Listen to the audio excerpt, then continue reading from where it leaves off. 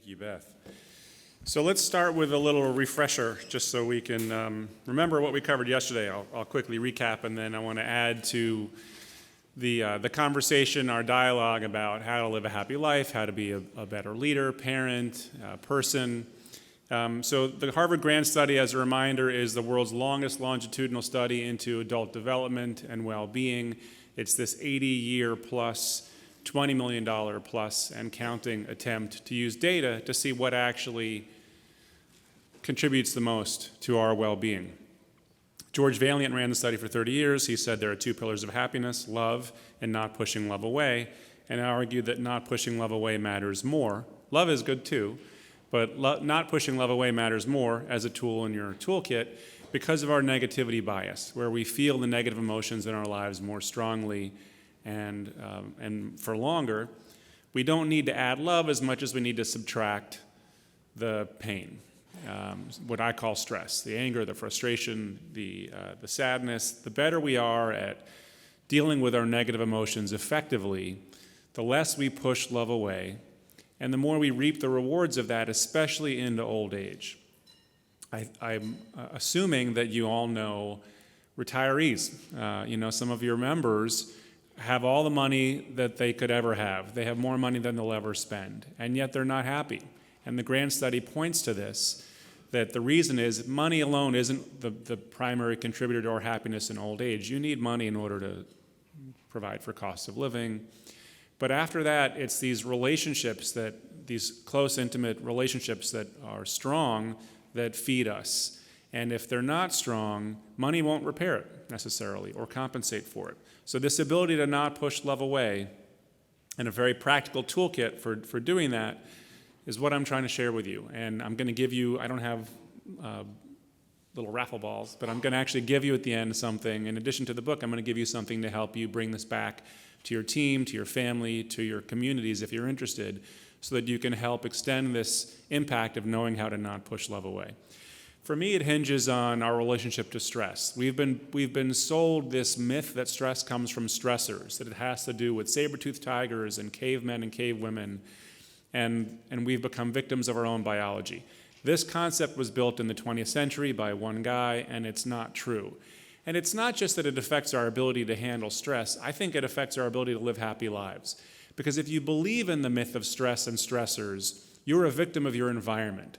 All the things that happen around you are directly responsible for affecting your emotions, and you can't change all the things around you in the world. If we needed any more proof for that, COVID showed us there are things there are viruses that will cross borders and that affect our way of living. There are political decisions that affect our way of living. There are cultural moments that affect our way of living. And you can't do anything about many of these. If that's the model that's true, we're at the mercy of our environment. But if that's not true, if stress doesn't come from stressors, if it actually comes from our thoughts about life and not life directly, that's good news, because it means that we can learn to think differently. And if we can learn to think differently in the face of our very real challenges, not only can we find greater peace of mind in the face of our challenges, we can also lead change around us to address some of these constraints more effectively.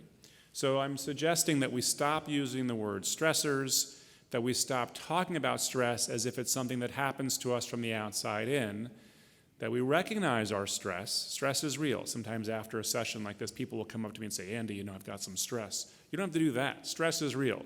We've got stress. We have more stress than many of us have ever had individually in our communities. It's real. But the good news is it doesn't come directly from our circumstances. It comes from something in our thinking. And if we think differently, we feel different, and we lead change around us. We have different conversations, we take action differently, we create change in our marriages, with our children, with our parents, who are all facing their own challenges, and we can start to extend this skill set. So the worksheet that I created is an attempt to make this practical. And I always want to remind people, I don't mean for this to be the only tool in your toolkit. Continue to use the tools that you have at your disposal. Exercise is great. Breathing is great. Cocktails, great. Whatever you have to help you manage your stress, you still have.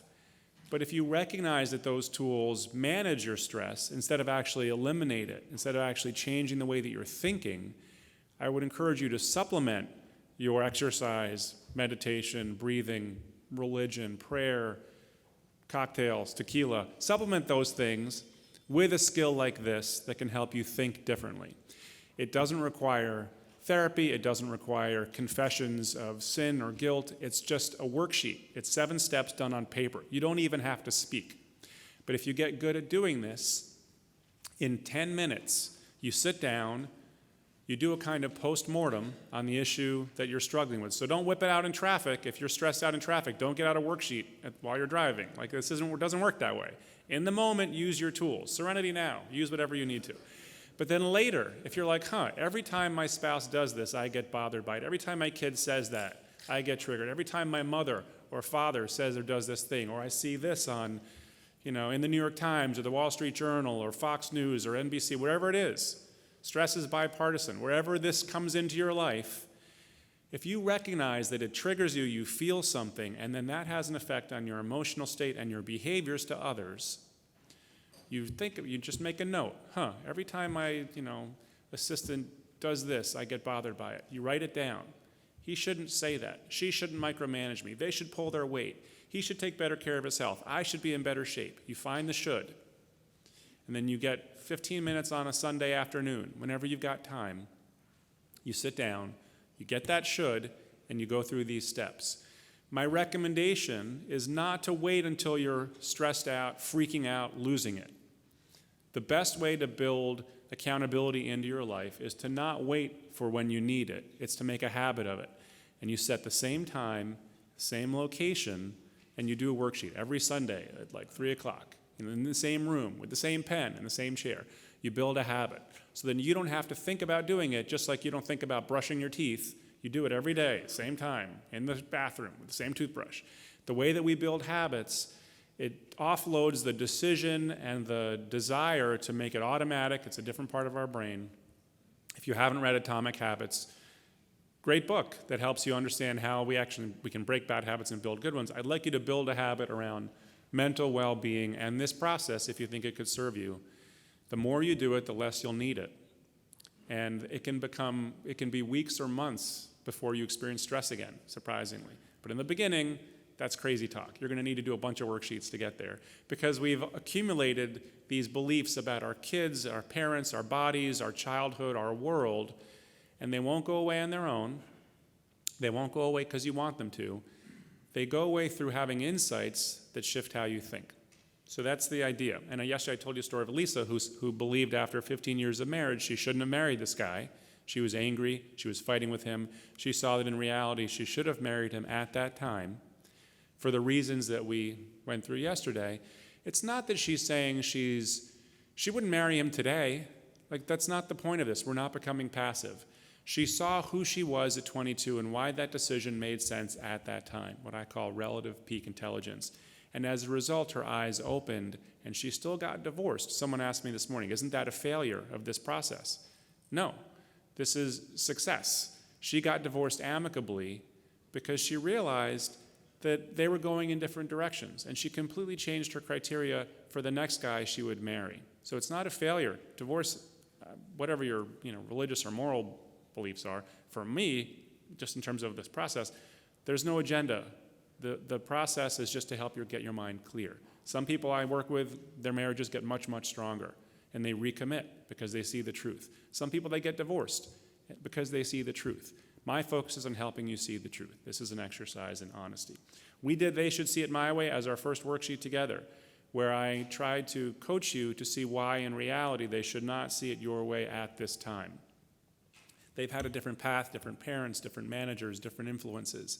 And maybe you've done or not done things to affect the way that this current moment looks. There's a difference between a clear mind and a stressed out mind that I want you to have a framework for and then to build muscles around maintaining. This matters for your personal happiness because of your ability to not push love away.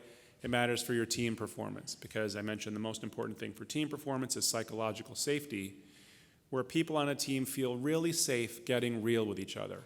calling each other out on things that we do to each other or with each other, and being vulnerable. This is news for most of us because we have been raised in a culture where we think team performance is about willpower and hair on fire, determination. If everyone just, gets things done, the team will kick butt. But that's not true, actually, that because of the complexity of our jobs and the complexity of the moment we live in, the best teams aren't just hair on fire, get things done. They're talking about their decisions, calling each other out, pivoting, raising questions, and recognizing that if we want to leverage the diversity of our life experiences, we need to be better at surfacing these differences in our conversations, hearing them from other people, sharing them openly, and rewarding that vulnerability. Someone might say, but isn't all of this a touchy-feely approach to dealing with life's challenges? Maybe what we really need is for other people, our team, our family, our country, to just listen to us and do what we say, right? Someone here is thinking that because this is the model of just like getting stuff done that is part of our culture, it's part of our parenting. Like, who needs all this worksheets and challenging your thinking? Just, I'm the boss, you do what I say. That's your job, right? You get a paycheck, do what I say. I'm the parent, you do what I say. The problem is, it doesn't work. It works less and less, if it worked at all. It works less and less now. If you look at the millennials in your workforce, if you look at the Great Resignation, if you look at the impact of this sort of command and control on our families, on our children, it's not effective. I mentioned yesterday I worked with Navy SEALs, and a gentleman told me, one of the SEALs said, this was his philosophy as a parent, as a leader. You do what I say. You don't have time. We don't have time for you to question me. I'm in control of this. And he was telling me his son won't talk to him anymore. Right? He's lost his relationship with his teenage son because this model, one of the things that we need and appreciate the most is autonomy.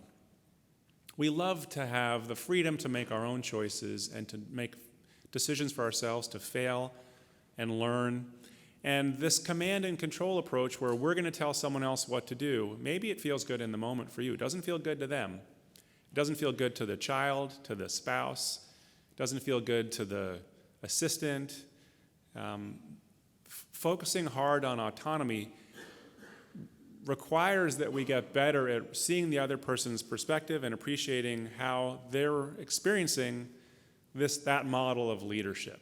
And if you look at leadership, I mentioned the word crucibles yesterday. If you look at leadership across the world, the best leaders have given up the command and control model in favor of something that's more respectful of our differences of opinions and cultures and life experiences, and embraces that difference as a strength instead of shutting it down through command and control.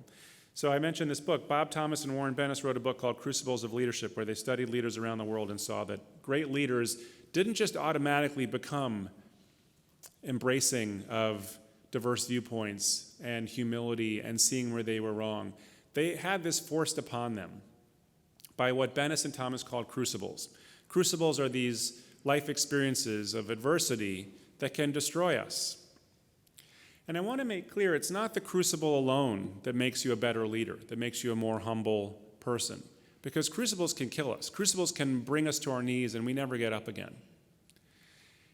Some people during this crucible, during this period of adversity, have an internal transformational experience. They have an insight. It's the insight that actually produces the humility and the better leadership. It's not the external crucible itself. The crucible experience invites us to have an insight, sometimes against our will, kicking and screaming, but it invites us to have an insight. Our marriage falls apart. Our kid stops talking to us. We get cancer. Our parents die. The world falls apart. I mean, COVID, these are all crucibles. Race, discrimination, these are crucibles in our lives. Some of us are not improved by them because it's too much and we don't have the toolkits to find our way through it. But if you have the toolkit and the ability to produce this internal transformation, you can come out the other side a better person for it. And leadership studies, I mentioned this book yesterday as well, Adam Grant's Think Again. If you look at studies of leadership around the world, the combination of confidence and humility is incredibly powerful, because leaders who are confident to achieve their purpose, but humble enough to challenge themselves along the way, take in other opinions, see where they might be wrong, and then build a culture where we all have shared purpose, but we also have shared humility, where we can see where we might be wrong, where other people might see something that we don't. Crucibles can do this, but again, not from the external outside in. It's about something inside that wakes up, that realizes we don't have the whole picture. We're fallible.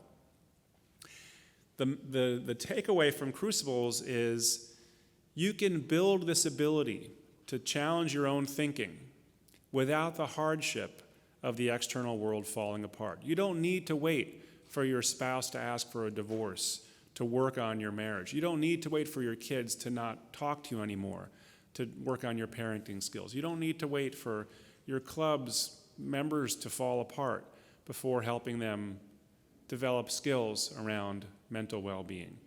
So this is a large room of people, and I'm sure, if I got to know you, I'd hear challenges and crucibles in your own lives.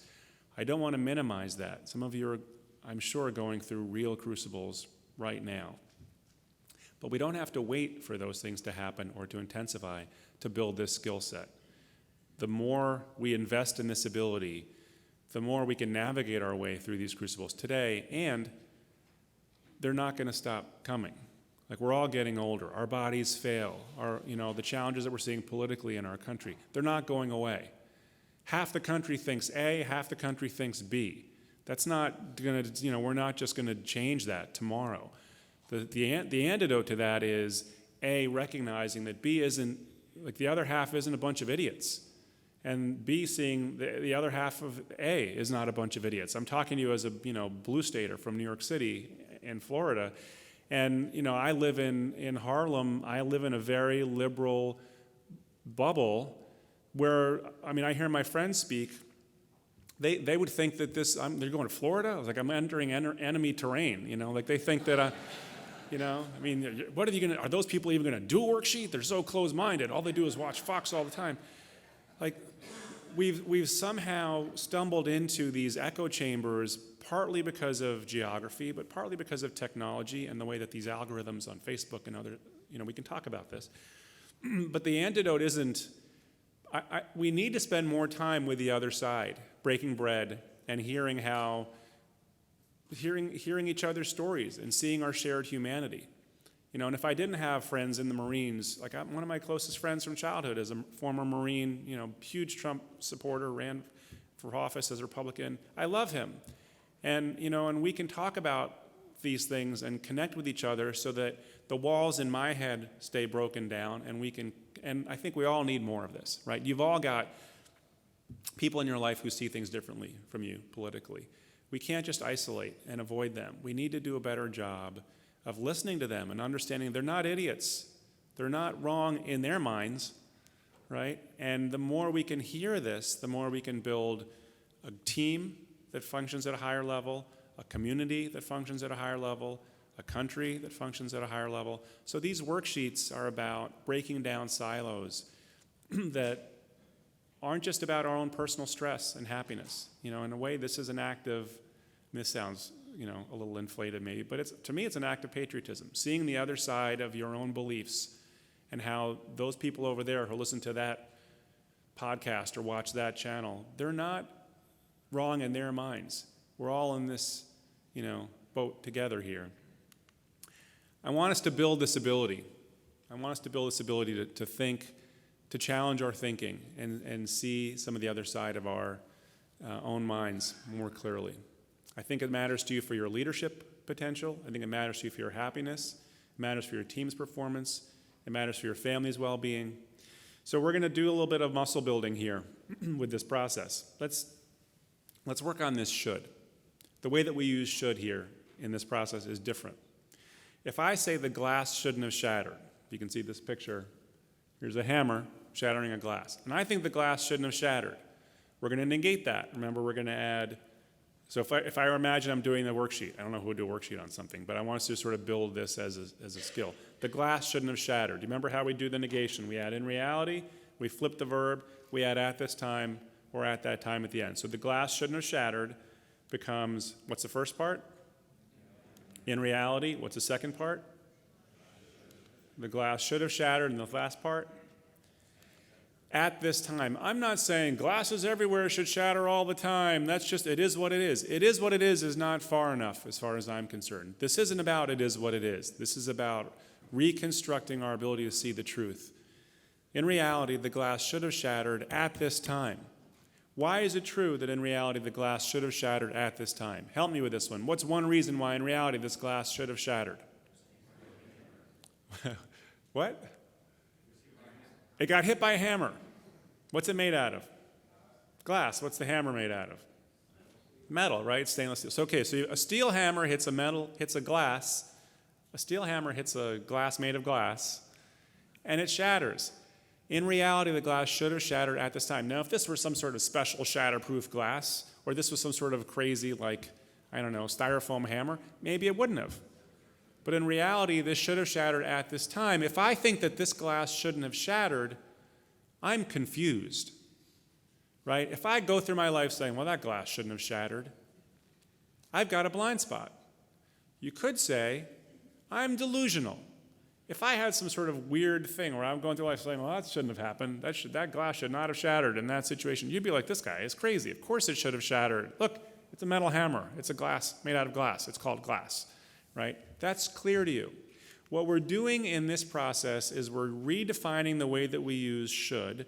We're not using it prescriptively. We're using it descriptively. The descriptive should just defines life as it is. This is an important distinction because when I say, for example, in reality, I should not weigh less at this time. Let's say I think I should weigh less, and we're going to do this one in a minute. In reality, I should not weigh less at this time. I'm not saying, I'm never going to weigh less. This isn't about the prescriptive. This is descriptive. In reality, the glass should have shattered at this time. It's made of glass. It's fragile. The hammer is harder. It's made of metal. I hit it. Right? I'm just describing reality. It's purely descriptive. We're doing an exercise in description. She shouldn't have fallen. What's the negation? In reality, she should have fallen at that time. In reality, she should have fallen, or at this time. In reality, she should have fallen at this time. Why should she have fallen in reality at this time? Let's just take an educated guess. She's older, right? Maybe her bones are fragile. What else? Loss of what?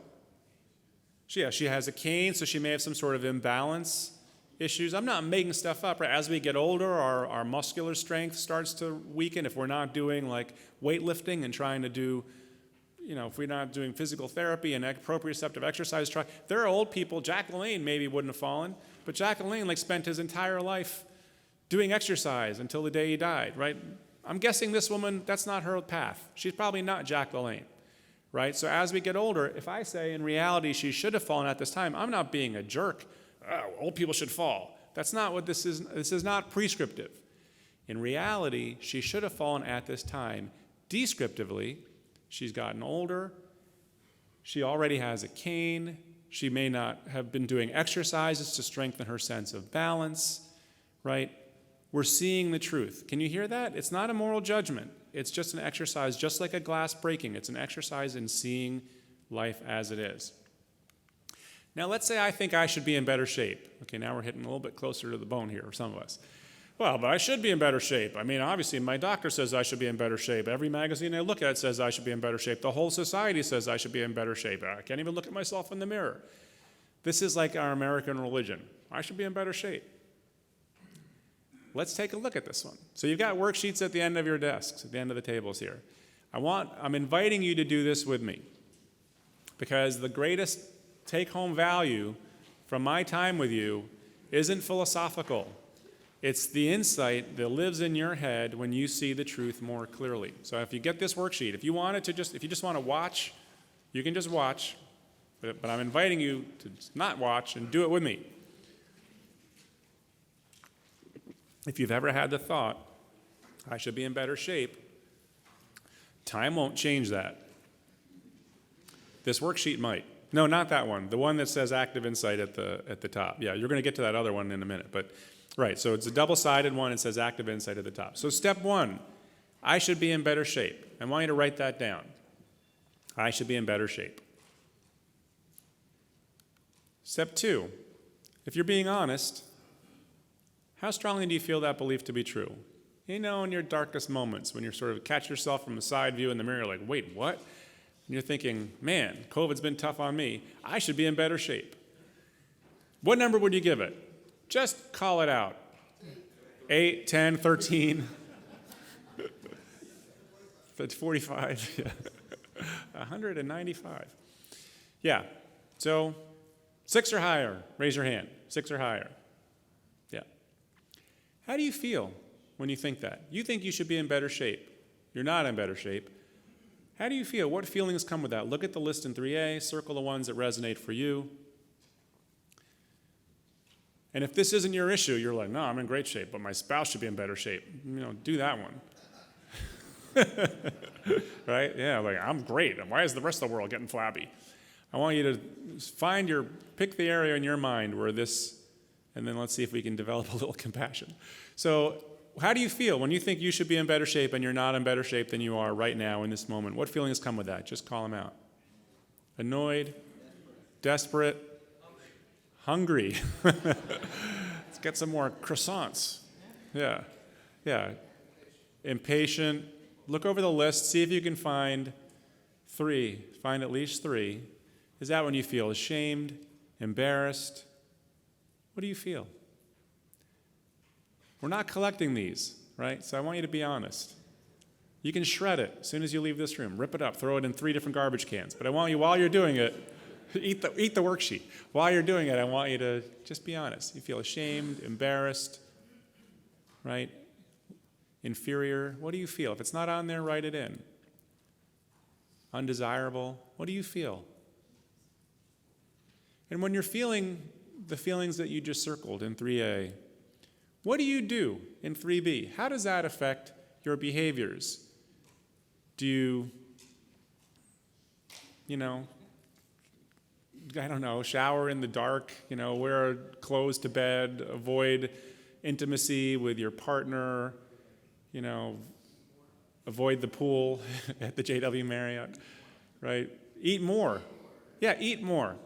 So that's a really interesting thing. If you look at the fundamental philosophy of weight loss up until the modern day is you start with the belief, I should weigh less. I should be in better shape. You start with that. And so you start with shame. And as a result of that, you're stressed out and you grab donuts, right? So from the very beginning, I should be in better shape can set us up on a path of shame and self-defeating behaviors. This is a part of why almost all diet approaches fail. And part of it is nutrition and hormones and the way that dieting, changes our set point. There's a physiological part why dieting fails too. But the emotional part is we're starting out with a losing hand. We're starting out by judging ourselves and thinking that somehow our negative emotions are going to provoke positive behaviors. And it's, now you're starting to see some of these weight loss approaches recognize the cognitive component and start incorporating tools like this. So let's see where this can go. So in reality, I don't want to tell you. I want you to tell me. So I should be in better shape. We're going to negate it. In reality, what's the first part? In reality, what's the second part? I should not be in better shape. And the third part? At this time, I want you to remind yourselves we are being descriptive and not prescriptive. I'm not saying you're never going to be in better shape. You just have to accept that. That's not where this goes. This has nothing to do with the future. We're hitting a button, time stops, and in this frozen moment, we're going to look hard at this moment, just this moment, to see why in reality, we shouldn't be in better shape than we are. Even if we're in good shape or great shape, we shouldn't be in even better shape than we are. Why is that true? Why is it true that in the real world, you shouldn't be in better shape than you are? I want to give you 30 seconds to look for proof from your own experience, without beating yourself up, without adding more shame or judgment. Look at it just like you would look at a glass breaking from a hammer or a weight falling when you let go of it. Look for it dispassionately, like you're just seeing it from high above. You're just seeing the causes and effects as clearly as you can. Why is it true that in the real world, you shouldn't be in better shape than you are just in this moment? See what you can find. Write it down, and then I'll make some suggestions in a second. But I want to give you a chance to flex these muscles on your own. See what you can see.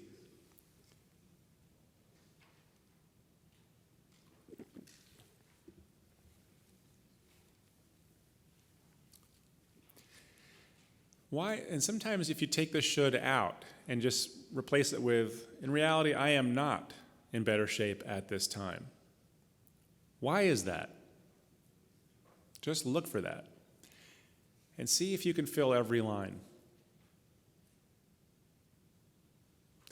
And notice if you're like, well, I'm just going to beat myself up here. We're not beating ourselves up. I want you to just see your body the way that a doctor might, a nutritionist might. Just look at what you see. Look at your life. Okay, I'm going to put some suggestions on the screen. And what I'd like you to do is just to reflect on them and take them in. And remember, so there are some ground rules here. One is descriptive should. We're not prescribing anything. We're not talking about the future. We're just looking at the present moment. And two is relative peak intelligence, which I mentioned yesterday.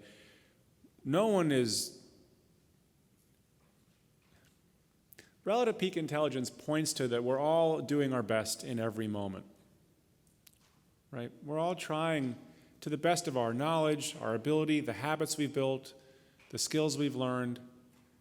And it's an invitation to improve those if we can, but we don't improve those with anger or shame or judgment. We improve them through clarity. So I'm going to put some suggestions on the screen. I'd like you, in that spirit, to try and take them in and just see your body. In reality, I should not be in better shape at this time because I prioritize work, family, and other commitments over exercise. If that's true, there are only so many hours in a day, and you got to get stuff done for work, just recognize that. It'd be nice to be in better shape, but I don't have time to go to the gym because I got too many deadlines on my plate. If that's true, or I did all my work stuff, I want to spend some time with the kids before they go to bed, or I've got this thing with my marriage or my mother, look for that. It may not be as high a priority as some of these other things that you're paid to do or that you can't drop the ball on. If that's true, write that down. In reality, I should not be in better shape at this time because I tell myself I'll get in shape later, but later never comes. If that's true, just recognize that, right? We believe in later. I'll do it later. Meanwhile, you've got a million other fires to put out. Just look for that. In reality, I should not be in better shape at this time because I've just spent 2 years in a disrupted state of constant stress and snacking. COVID disrupted all of our lives, right? Some of us more than others. But the routines that we had, the normalcy, you're here, maybe you go home, I don't know, for the holidays and you come back to your job. None of that happened. You just stayed locked down. You stayed in place at your clubs for the last couple of years. And it's just constant 24/7 demands, and maybe that has an effect on what you eat, how you exercise. Just look for that. In reality, I should not be in better shape at this time because I haven't studied the latest science around nutrition and exercise to see if there might actually be a different approach and a better way to change. There are so many things that have changed in nutrition and exercise over the last 10 years.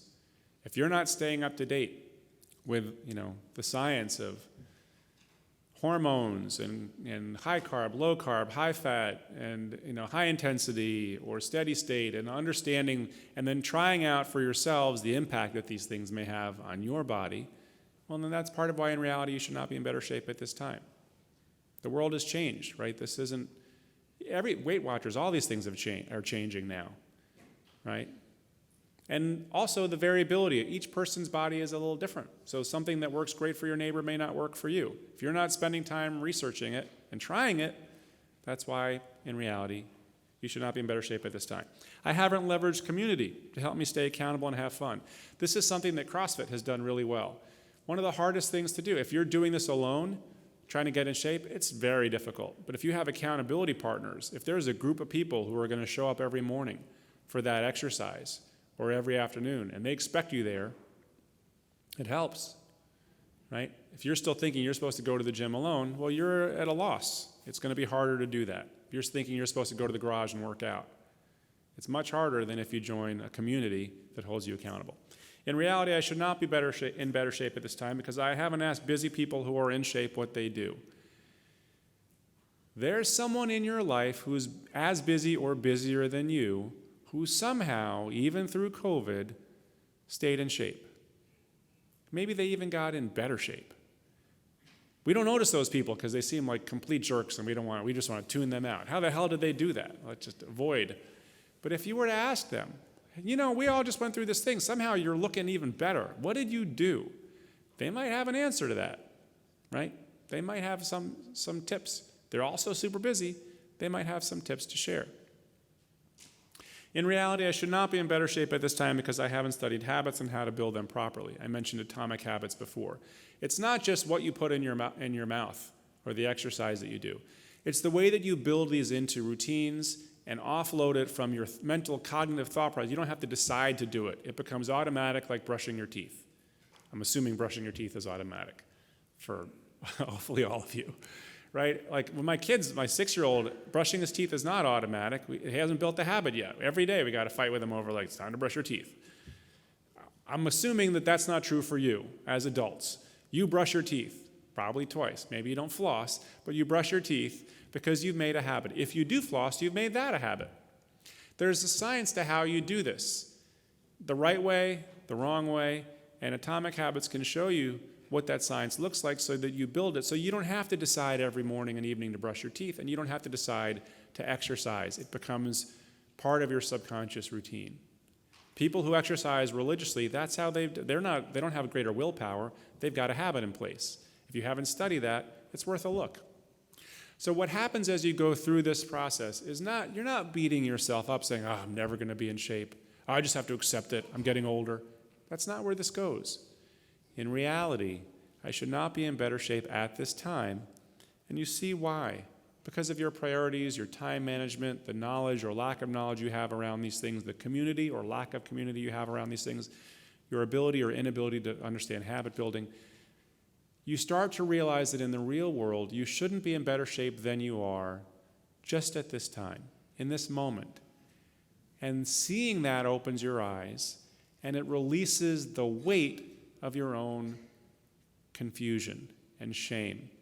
This is about mental weight loss first. First, you lose the mental weight of beating yourself up, and then something else can take its place. In The Myth of Stress, hopefully you got a copy of the book. If not, there's still some copies in the back. There's a story of a woman who her whole life she believed she should weigh less. She thought that was going to motivate her. And it did. It motivated her to hate her body and to fail at every attempt at change. When she got to, in reality, I should not weigh less at this time, and you can see the specifics of her story in the book, it's like a weight was lifted, the clouds parted. For the first time in her life, she could see her body honestly. And in the peace of that, in the emotional peace of that, she made new choices. And she started losing weight without trying to the point where her husband, who described himself as he's not a touchy-feely guy, we had a number of phone conversations after this, he noticed her change. Her whole way of being in their marriage changed. Her relationship to her body changed. He noticed that, he asked her why. She shared with him this process, and he's like, look, if I have stress, I go to the garage, I ride my motorcycle, I don't do this kind of stuff. But he was so curious about her change, he started doing worksheets on his challenges, and it changed their lives together. So, you think you're just working on your thighs, but you're working on your whole life, because everything starts with the way that you think about the world. And when you see that in the real world, you shouldn't be in better shape than you are, how do you feel? Not prescriptively, descriptively, when you see the truth of that. Can you connect to any of these feelings in 6A? And if so, which ones? Look over the list in 6A. Can you connect to any of these feelings? Look at the worksheet. Which ones? Can you call them out if you can? Just call them out. Any of them? What? Optimistic? Why optimistic?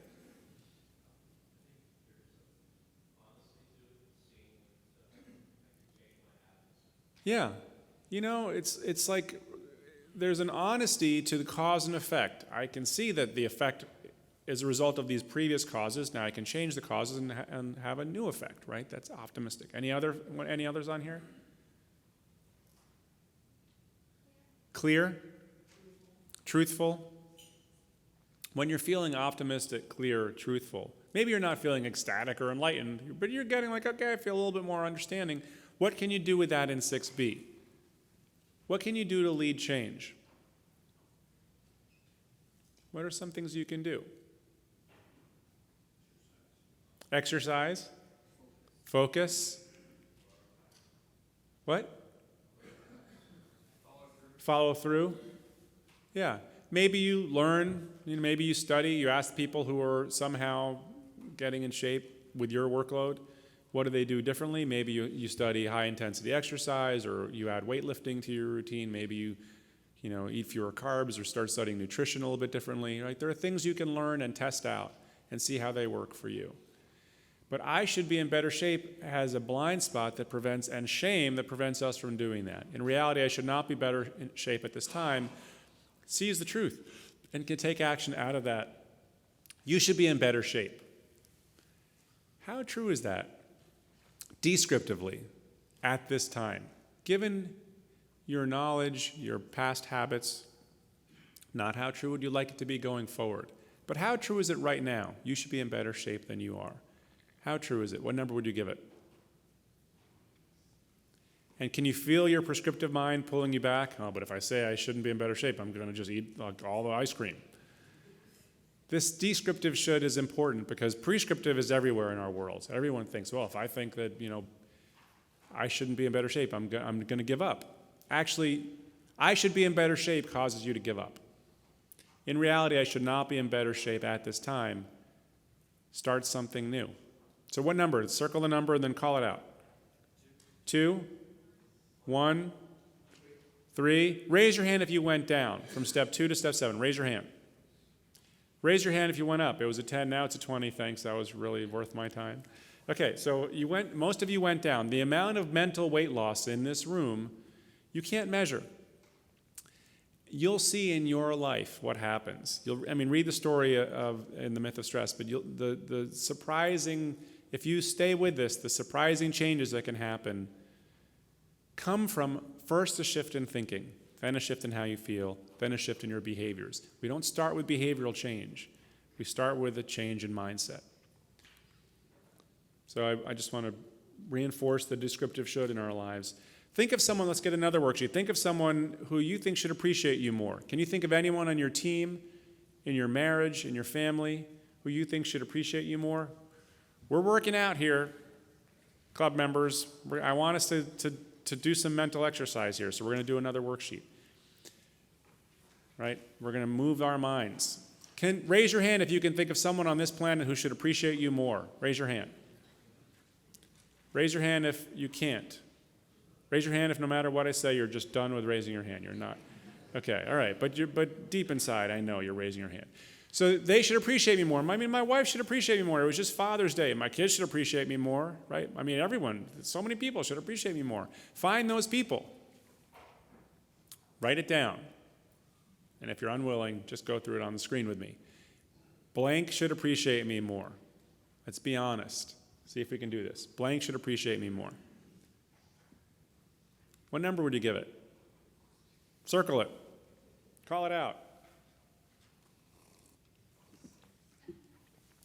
What number? 10. 6 or higher, raise your hand. 6 or higher. Good. Really not good, but good. Because what do? We could all just get together at the bar and be like, oh man, they should appreciate me more too. And then we commiserate, but it doesn't change anything. Right? Then we're all disgruntled and frustrated together, which is better than being frustrated alone. But it also kind of blocks us from recognizing that my feelings aren't coming from them. My feelings are coming from my thoughts about them. And if I stay locked in my thoughts, nothing's really going to change. So, sure, let's commiserate. They should appreciate me more. Yeah, I think that too. And then let's do a worksheet together and see if we can find something different here. In reality, let's go. So 3A, how do you feel? You think they should appreciate you more, they don't appreciate you more. What feelings come with that? How do you feel? Do you feel annoyed? Do you feel depressed? Do you feel frustrated, helpless, hopeless? Look at the list. Circle the ones that resonate. Circle the whole thing. Save time. Right? What are some things that you feel? Call it out. Is there like a nickname? I'm sure you don't say like FLCMAA. You don't say that, right? FLCMAA? Florida club manager? No? Okay. It's like FLCMAA, no hands. So club managers, general managers, do you have like a noun I can use? All right, humans of Florida. Plus South Carolina's in there. I mean, it's not even just Florida. I don't have anything I can just call you. Leaders. Okay, leaders. How do you feel? How do you feel, leaders, when you think they should appreciate you more and they don't? Call it out loud, leaders. Rejected. Frustrated, annoyed. Yeah. Sometimes people ask, well, but how come there's no happy stuff on here? You're biased. You're making us go in this direction. But if you think they should appreciate me more, you don't feel happy, right? I could put them on the line. The truth is, when I started, this was just blank. It said, how do you feel? And I was teaching at a conference of retirees. These were all retired executives. It was all old white men. And this gentleman he got up and he said, well, how do you expect me to know how I feel? And I was like, oh, damn, I didn't mean for this to be hard. I just knew how I felt. You don't know. Would it help you if I put a bunch of words and you could circle it? He's like, yes, do that. So thanks to this one old cranky white guy in New York, I added all these words, and now you just circle it, right? But the reason why there's no happy words is because we're not working on happy stuff. If you feel good, great, enjoy. Keep going. But when you feel like crap, this is when the worksheet would be handy, right? So you get here, I feel angry, annoyed, frustrated. And then in 3B, when you're feeling angry, resentful, they should appreciate me more. You feel invisible. You feel unloved, or whatever it is you feel. What do you do? What do you do? How do you let them know? You give them the look? Are you so passive-aggressive? Are you subtly? What do you do just to let them know that you're so awesome and they're not doing a good enough job recognizing that? What do you do, leaders? Argue. What else? Shut down. Blame. Give up. Preach. Anyone else? Those are good. Preach, blame, give up, shut down. Those are probably not great leadership behaviors. Right? We may want to do less of that. But you can't just stop. You can't just stop. Listen, everyone, you've got to just stop preaching and blaming and shutting down. Be motivated. Come on, let's run across some hot coals and tell ourselves we can do better. Well, that's a bunch of BS. Because you still feel like they should appreciate you more. And you're going to stick their face in those hot coals until they tell you how much they appreciate you, right? The positive motivational stuff doesn't address the reality that these negative thoughts that we have about these other people are stronger. And if all we do is trust falls and go out for drinks with people, but deep down we think they should effing appreciate all the things I do for them, what we need to do is look for that, find the negative. They should appreciate me more. I feel angry. I preach. I withdraw. I want to report them to HR, whatever it is. The next two steps are where we can create change. Remember, in reality, flip the verb. Help me with this one. What's the first part? In reality. What's the next part? They should not appreciate me more. And the third part? At this time is super important. We're not saying, they're never going to appreciate me. It is what it is. I just have to accept it. Nope. You don't have to. That's not where we're going. We're hitting a button and time stops, and we're going to look for why in this frozen moment they should not appreciate you more than they do. Why don't they? And you've done this a couple times now. I want to give you some time to bring your mind out of your confusion back to reality. Why is it true in the real world they should not appreciate you more than they do, descriptively, with relative peak intelligence? You're not writing because they're an idiot, they're an ungrateful bastard. There's something wrong with this person. That's not where you're going, because they're not an idiot in their mind, right? They would say something else. So why is it true in the real world that they shouldn't appreciate you more than they do just at this time, in this frozen moment? Get out of your head, step into their shoes, and take a look. See what you can find and write it down.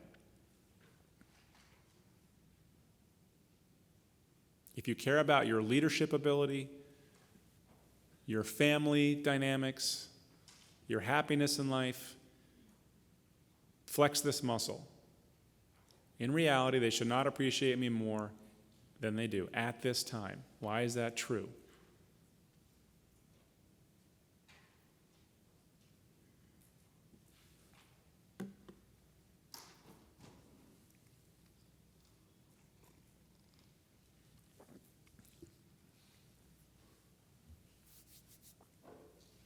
Why don't they appreciate you more than they do?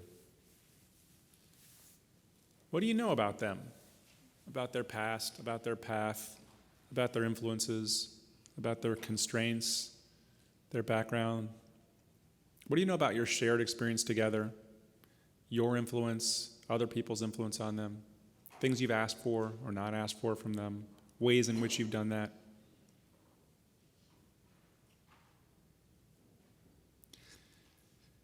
If you're serious about your leadership ability, about your marriage, about your happiness, about your parenting, about your future as a human and the ability to live a happy life, even with our challenges, this step 5, and your ability to go all in,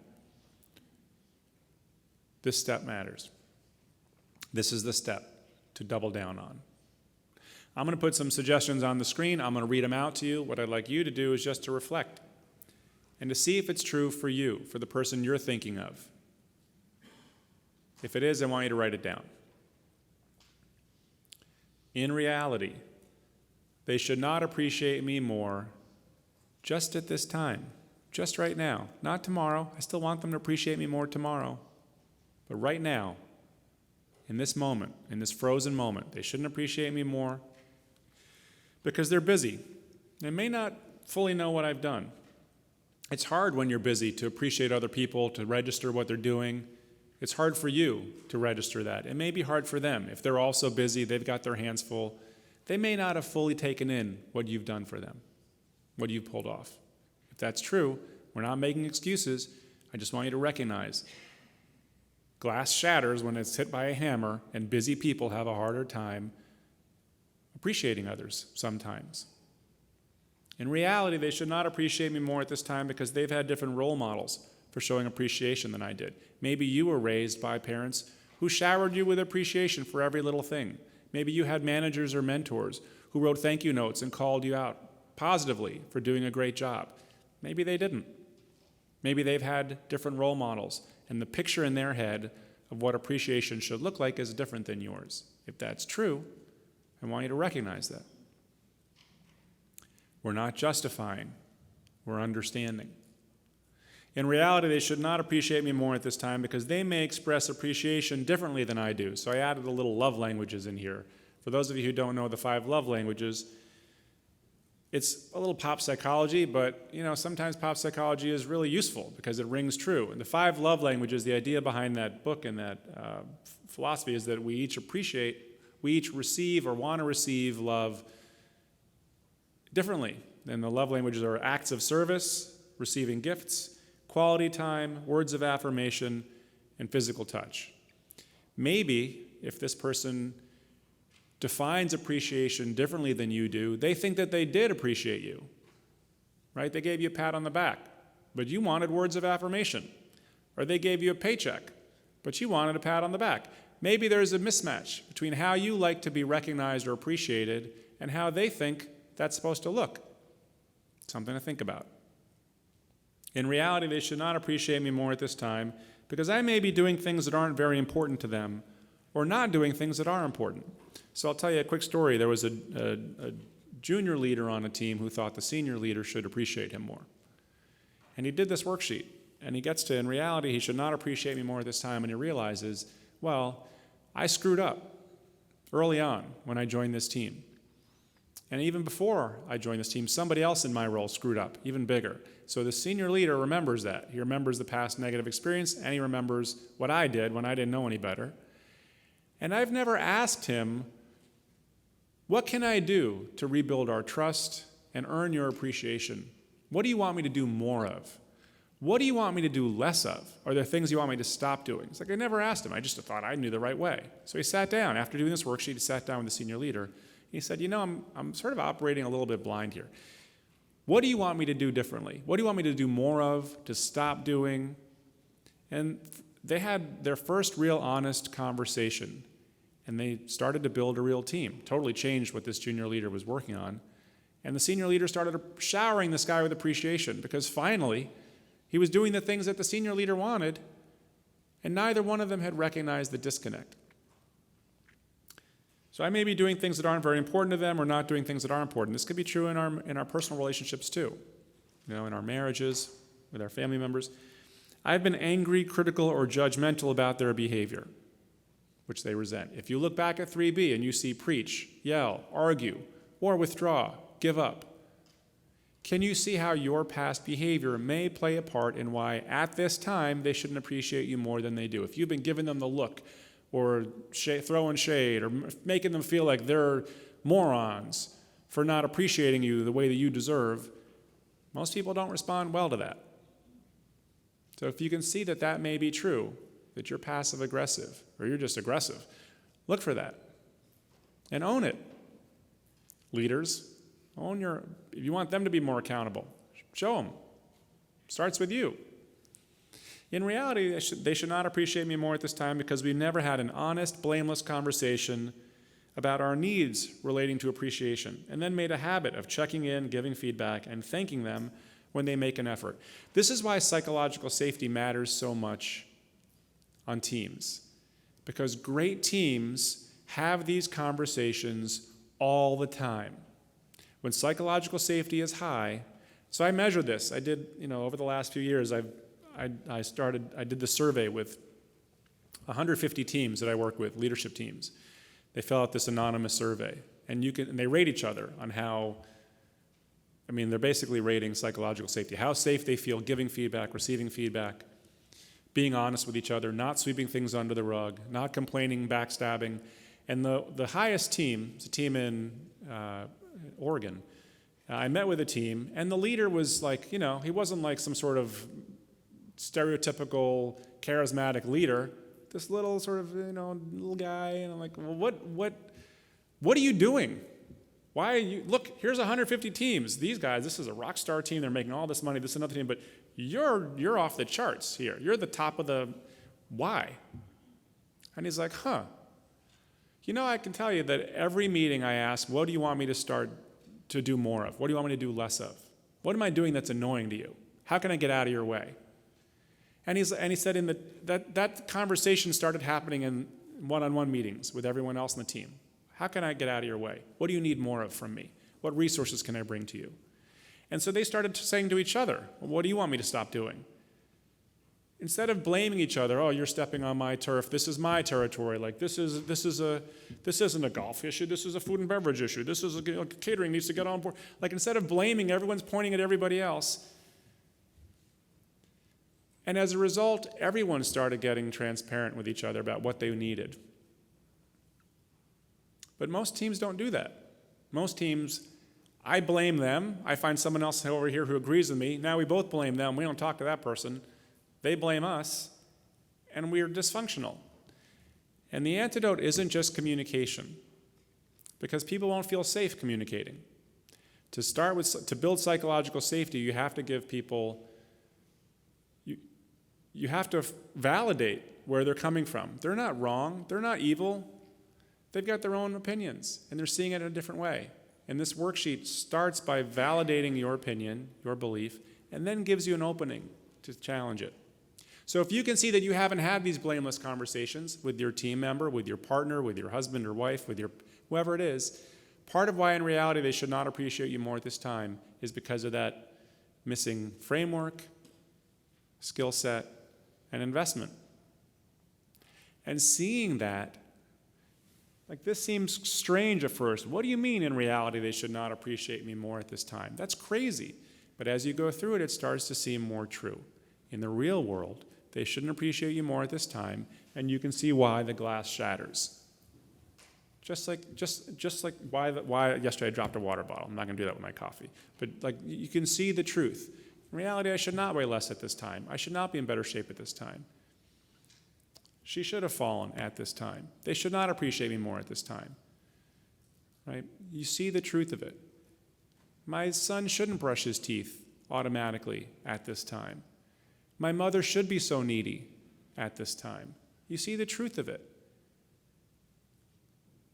When you see that in the real world they shouldn't appreciate you more than they do, just right now, how do you feel? What feelings come with that? What are some feelings? Can you connect to any of these feelings in 6A? And if so, which ones? Leaders. Understanding. Any others? We'll get to that in a second. That's 6B. But in 6A, you feel understanding. What else? Humble. Anyone else? People in the back? What? Calm. Clear. Any others? Light. Enlightened. Enlightened. Compassionate. When you're feeling calm, clear, compassionate, humble, enlightened, what can you do to try and help them appreciate you more going forward? We're not becoming passive. What can you do? You want them to appreciate you. Let's be honest about that. I feel underappreciated. I do all these amazing things and no one's saying anything. No one's showing me appreciation the way that I like to be shown appreciation. Right? I think that my team members should tell me more how great I am. Right? My wife should play Scrabble more. Could be a euphemism. Whatever it is. Whatever it is. What do you think? What can you do differently? What can you do in 6B? Clarify. Be honest. Apologize. Support. Communicate. Accept. Open up. Yeah, and maybe maybe you're thinking, well, you know what, it's not that big a deal. Like I don't need to change the world around this. That's your choice. You just accept this is the way it is. You find your appreciation someplace else. Some of you may not find you want this to change. You have a conversation. But it's not an angry conversation where there's something wrong with you, you're failing, you need to do this. It's a dialogue. You know, can I share with you something? This may sound a little crazy, but I feel like I've been doing a lot of challenging, difficult things for us, for you. How do you feel about that? What's your take on that? Do you appreciate what I'm doing? Is there something else that you think I should be doing instead? Is there something you want me to stop doing? That kind of conversation where you're honest. That's your leadership moment. That's how you turn this crucible to your advantage. It doesn't happen on its own. You could spend the rest of your life feeling unappreciated. Time won't fix it. But a different kind of conversation, coming from a different place, can change it. Not they're the stressor and you're their victim. This is an opportunity for you to lead by example and bring more honesty and humility to the table. So let's rate this a belief. We started out as a 6 or higher. They should appreciate me more. Let's finish this worksheet. How true is it that they should appreciate you more than they do? Given what they know or don't know, what you've done or not done, what number would you give it? Call it out, leaders. 2, 1, 2. What? 4? Raise your hand if you went down. Good. Have a conversation. Have a conversation with them about your needs. And then see, this isn't even just about you and your needs, because that gives them permission to have a conversation with you about their needs. And then it starts to change your family, your team, your organization, whatever it is, more honesty, more insight, more accountability, more change. So I want us to do one last worksheet, if we have, and I want you to choose the topic. So I've been choosing the topic so far, and maybe this is our last one. I'm going to let you choose. I'm going to ask you that you just use the framework of blank should blank or blank shouldn't blank. The level of difficulty on this worksheet is going to increase. So I just want to prepare you. When you got to choose your own topic, there's potential for it to go sideways. You could start it at 10 and end it at 20. That could happen.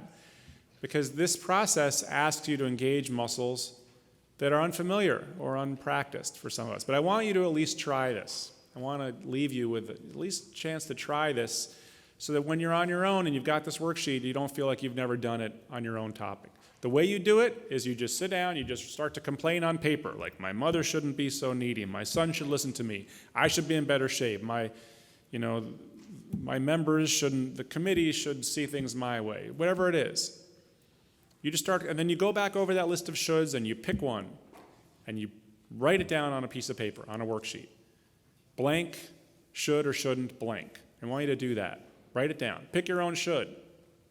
On you, on someone else.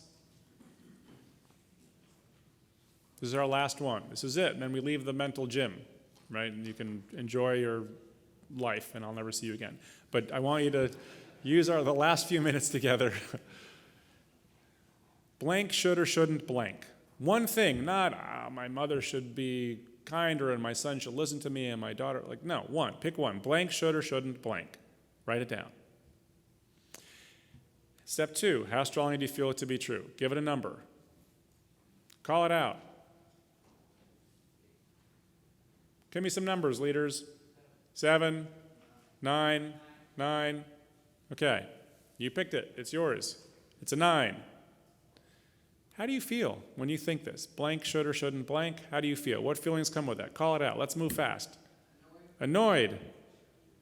Angry. Frustrated. Confused. Okay.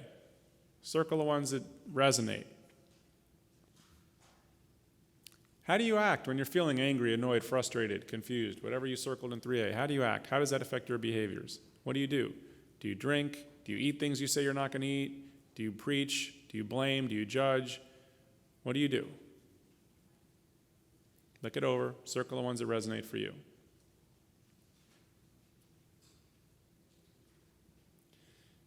All right, and again, no change yet. This is what I think, this is how I feel, this is what I do. I'm not proud of it. The change takes place in 4 and 5. In 4, we negate it. We add in reality. We flip the verb. We add at this time or at that time at the end. There are some topics, formulations in step 1 that don't use the word should. There's a different formulation for future statements. There's some more advanced skills we're not going to touch on today. They're in the book. They're on the website. You've got the book, or the book's in the back, and I'm going to give you the website, which has more advanced stuff at the end. So I don't want you to feel, we're just still on a beginner level here, but I want you to negate this one that's on your worksheet. In reality, blank, should, or shouldn't, whatever you wrote, at this time. Okay, so write it down. In reality, blank, should or shouldn't, at this time.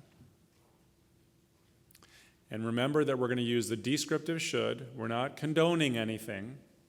And we're going to look through the lens of relative peak intelligence. We're not judging anybody. We're just seeing the factors in place. This other piece of paper that's on your desks is called the Step 5 Springboard. And the idea behind this other piece of paper, can you hold that up for everyone to see? Hold it up backwards. I don't have it. Oh, it looks like that. You don't even have to hold it up. It's on the screen. So these are 10 questions that are useful. What step 5 asks you to do is to get out of your head and look at the situation from 360 degrees from high above. These 10 questions can help you do that by provoking different shifts in perspective. So they're kind of like catch-all, mind-stretching exercises. I'm going to read them to you for the situation that you wrote. I'm going to read them to you. I'd like you to just see where they go in your head. and practice stretching your mind using these. So the first question, what broad social factors play a part in why the negation is true? Looking broadly at our world, at our society, at our culture, at our country, at our geography, at this person who you're thinking of, even if it's yourself, can you see how there's a broad structure around this topic that plays a part in why the negation is true? Look for that. And then you would write on the lines of step 5, in reality, blank, should or shouldn't, blank, at this time, because, and then identify what those broad factors are. Look for that in our culture, around the person. Can you come up with anything? Push yourself. In reality, my next question, how are childhood experiences involved? If you're writing about someone else, do you know anything about their background? If you're writing about yourself, do you remember anything about your own childhood? Look for formative experiences that may have contributed to things being true at a single point in time.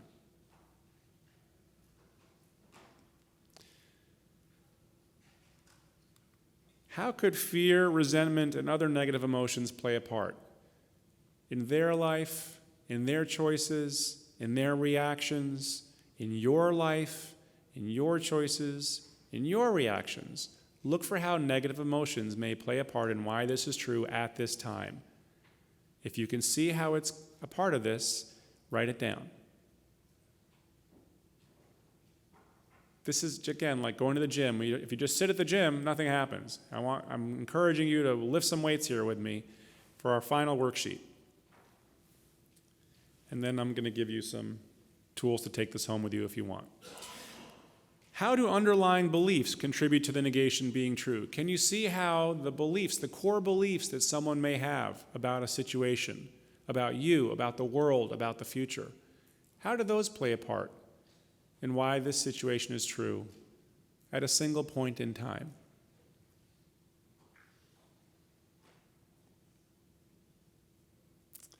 What forces in the immediate environment may be involved? Look around the person. Look at the influences in their life, the people that they turn to. How is that reinforcing the negation? This is advanced. If this is too much for you, then just try. We're almost done with it. This is deep work. For those of you who are staying with me, I appreciate it. How do group influences play a part? Human beings aren't rational creatures. We don't act rationally. We didn't evolve to act rationally. We are tribal creatures. We evolved to identify with the group. And if this person, even if it's you, the person you're writing on, is influenced by the group, can you see how that's true in this case? Right? We don't act out of reason. We act out of identification and loyalty to our tribe. That's our priority. That's how we survived historically. The group comes first. Look for this influence. How is a lack of resources involved? Money, energy, time, appreciation, love, sex. How is that a factor in why in reality this is true at a single point in time? Can you see ways in which it's connected? Almost done. What physical or physiological factors are involved? Are there any physical constraints, biologically, in terms of health, energy, or physically in the immediate environment? How is technology a factor? Are there ways in which technology plays a part in why the negation is true at a single point in time?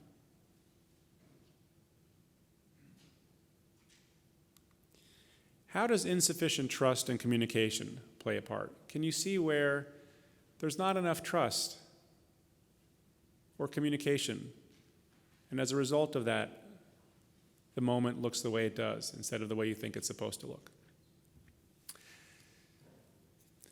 The challenge with this process is that, again, its strength is also its weakness. If I were a motivational speaker and I would get you all excited, play loud music, jump up and down, Tony Robbins You would all feel excited because the music, the lights, the pounding, you'd feel that. And then you'd say, this was great. Tony Robbins was amazing. The way he claps, he does like all of his crazy stuff jumping around. 5 stars, it was amazing.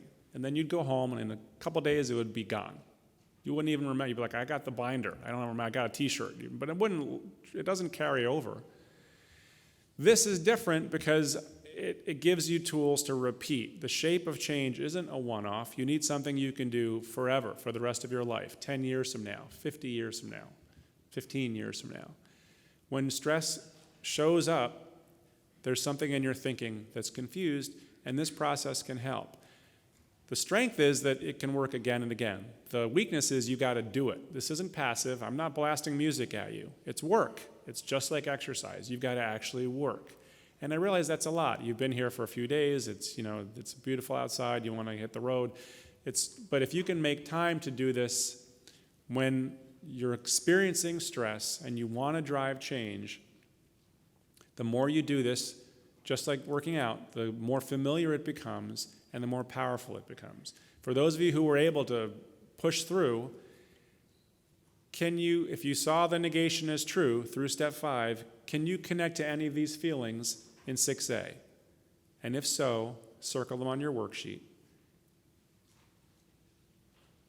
And when you're feeling those feelings, what can you do to lead change in 6B?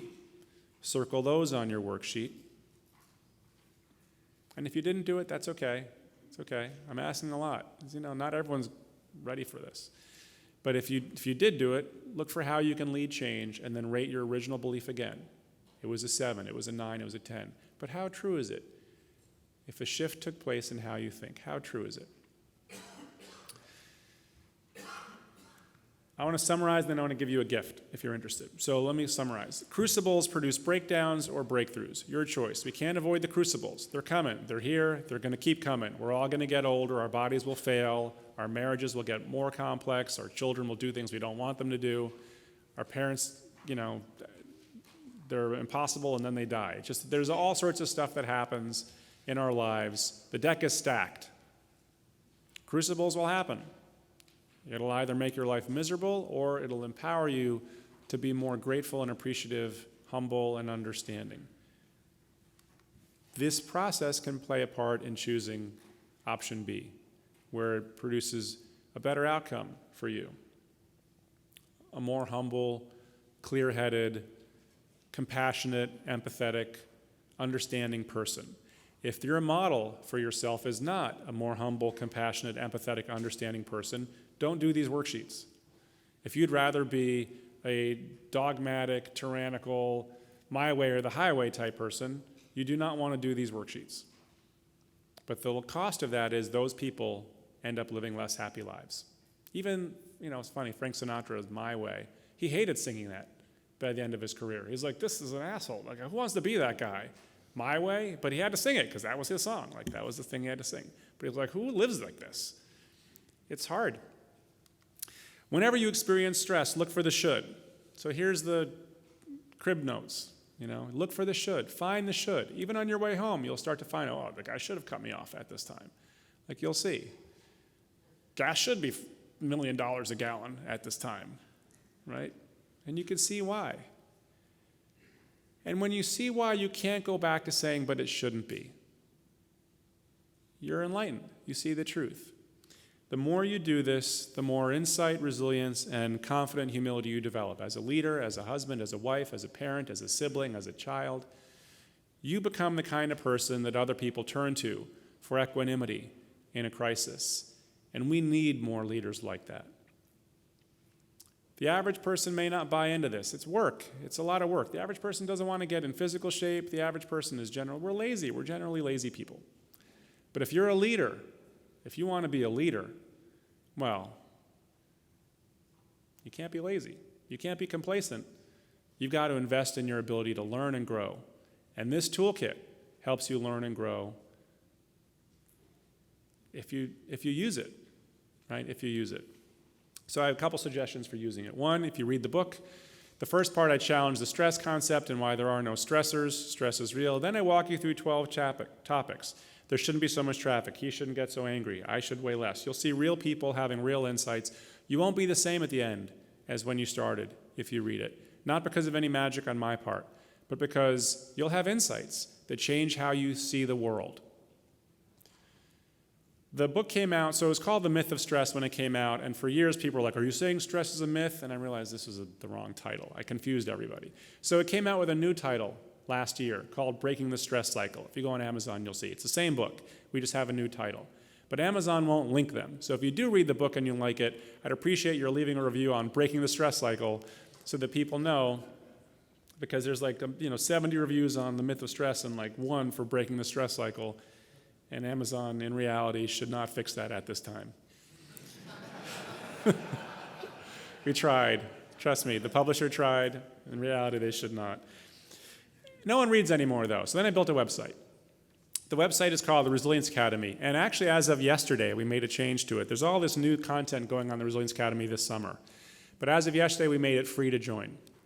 There's still some bugs to work out on the new version of the site, but I want to encourage you to share this because level 1, which goes into this Hans Selye stuff, why there are no stressors, the worksheet on They Should See It My Way, all of that stuff is on the site for people to try for free. And I changed it because I realized when you go home, some of you will say, like, oh, this was great. We did this thing over 2 days. Actually, it was a really useful, totally different take on stress, really useful toolkit. I have no idea how to talk about this to my wife or my husband or my team members. I don't want you to have to learn how to talk about it. I want you to send them to the website so they can try it for free. It's easier for you. So it's free to join. Just be patient because we're spending the rest of this year fixing it and making it better and adding more content. After level 1, it's not free. Level 2, level 3, you pay like $15 a month to join, but I'm going to give that to you for free too. I'm going to unlock the whole site to you if you're interested. You just have to fill out this form. So this is my last slide. If you have a phone with a camera, you launch your camera, you don't take a picture of it, you just hold your camera on it and the QR code should pop up a link. You fill out that form and I can legally send you more stuff as it's ready for us. Or you can type in this URL, resi.ac for Resilience Academy /FLCMAA. That'll also work. So if you do by accident take a picture later, put that URL into a browser, you'll get to a little picture of me and a form. If you give me your honest feedback, I appreciate it. I'd love to hear your take on our sessions. And when this new site is really fully ready for prime time, I'll send you a pass so that it's free for you. You can join today for free on level 1, but I'm going to send you the rest of it for free so you can try it. And if you're interested in bringing this back to your team or your members, I do a lot of Zoom stuff for, the challenge that I have is that people want to share this with their kids and their kids are in San Francisco or Seattle. We're all over the place. Zoom is great for that. The saving grace, the silver lining of COVID for me is that now everybody knows how to Zoom.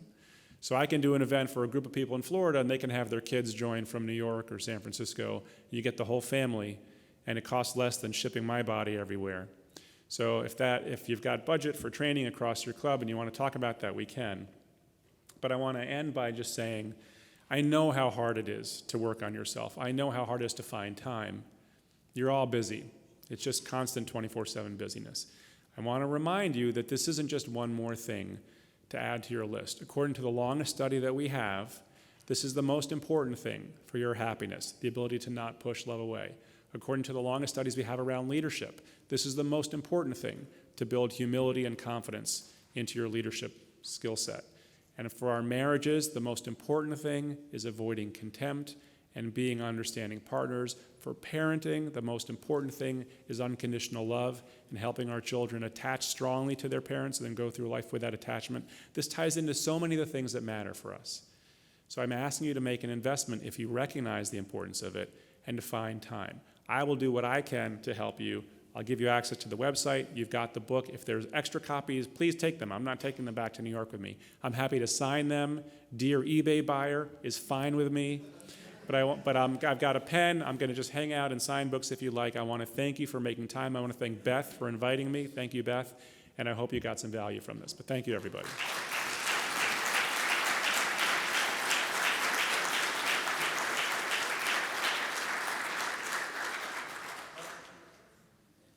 And Beth is coming back. I could give away raffling things. Everybody gets this, though. You don't have to win the raffle bingo. Everyone is going to get access to this if you want to. So we could wrap. Someone's going to take that home. I mean,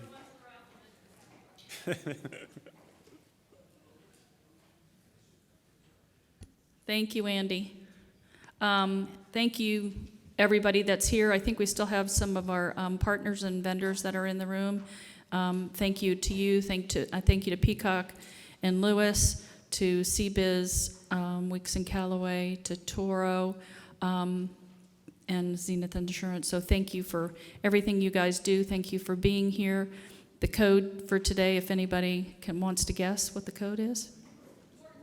Important too. Yes, capital I, important too. So any questions, any suggestions, anything that anybody wants to say before we release everybody to go have a nice day on the beach before you go back to work? Anybody have anything? Yes, sir. QR